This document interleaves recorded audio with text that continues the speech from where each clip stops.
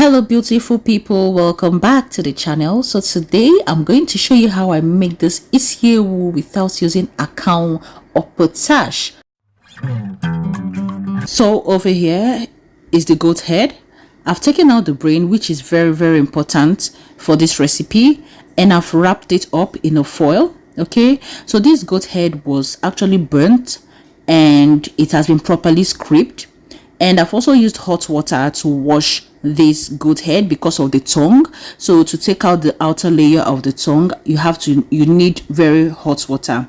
And next I'll be transferring that into my pot, and I'm going to season properly with salt, stock or bouillon cubes, also known as bouillon cubes, and some chopped onions. So just season properly. This doesn't need a lot of seasoning, okay, because you have to season this goat head properly for the isyewu to taste very good. So I'm going to be using beef and chicken, stock powder.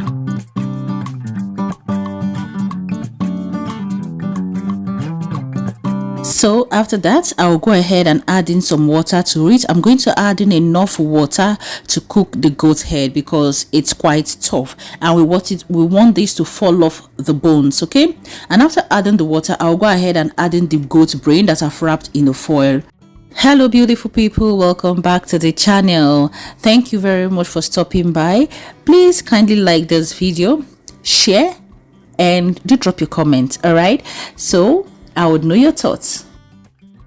So guys, I'll be prepping my ingredients right now that I'll use to garnish and also for the preparation of this isyewu. So if you have access to utazi, go ahead and use your fresh utazi, okay? But I can't access utazi here, so I use spinach in place of utazi. And if you have dried utazi, yeah, go ahead and still squeeze it into the isyewu. All right, and I also go ahead and slice and dice my onions because I'll add some onions into the isyewu while prepping it. And as I've sliced out the onions, I'm going to use some for the rings, which I'll use for garnishing, and the rest I'm going to go ahead and dice them, which I'll add while mixing or preparing this isyewu. So now the goat's head has been thoroughly and properly cooked, and I've allowed it to cool down like something I can touch, but it's still warm. So I'll go ahead, debone this, and now chop into smaller chunks, okay, something that we can just throw into our mouth and enjoy while eating.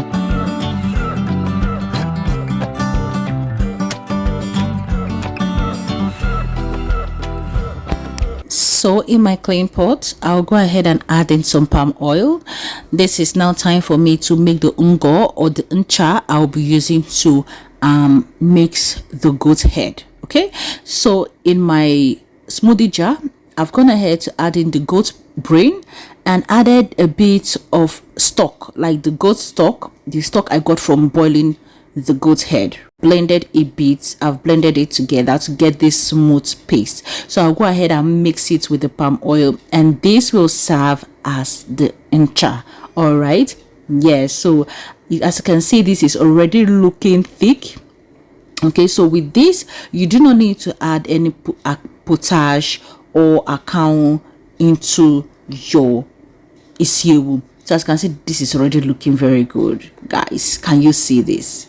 See how good this is. See how thick this looks, guys. This is looking good already.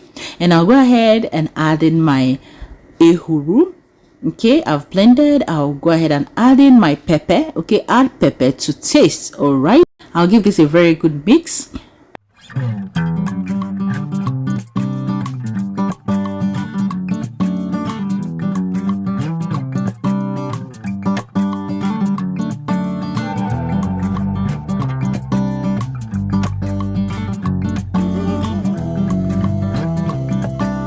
So next I'll just go ahead and add in my grounded crayfish, okay, and I'll mix thoroughly.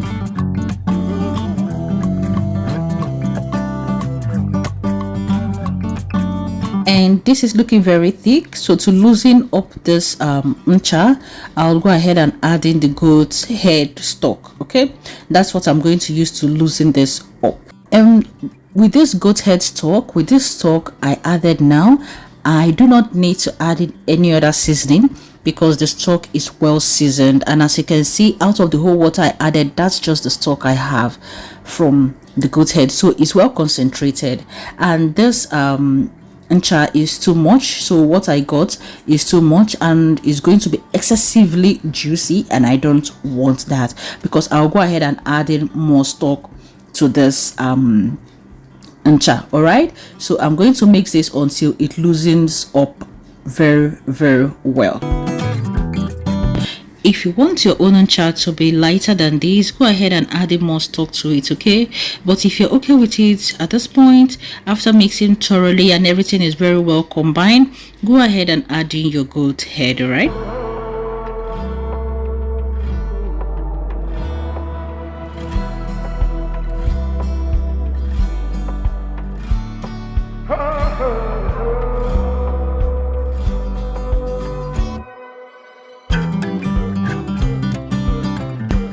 so this is the consistency I want for this. I also went ahead and added a bit of pepper to it, okay? And here is our goat's head that was I diced earlier on. So I'll just go ahead and add that into the ncha and I'll combine thoroughly. So if you're someone that react to potash, there are some people that don't eat potash either for health reasons or for the kind of medication they take. This recipe is for you. Do not worry, you can enjoy your isiewu without potash. All right, yes guys. So guys, can you see our isiewu? Does it look like something that there's no akanwu in it? No. So I'll go ahead now and add in the diced onions. I did add it earlier on, I actually forgot. So I will just go ahead and add that now, okay? And I will combine thoroughly. Okay, yep. So guys, what do you think? Are you going to give this a very good, are you going to give this a try? This tasted so good, okay? So it was cold by the time I was done mixing, so I decided to heat it up. And here is our isiewu. I've dished it out into my wooden bowl, and I'm going to go ahead to garnish with my spinach and onions. So guys, look at that. All right, this looks so good and it tasted so good. It was finger licking. Thank you very much for watching. Please stay safe. I love you all. Until I see you in my next video. Bye.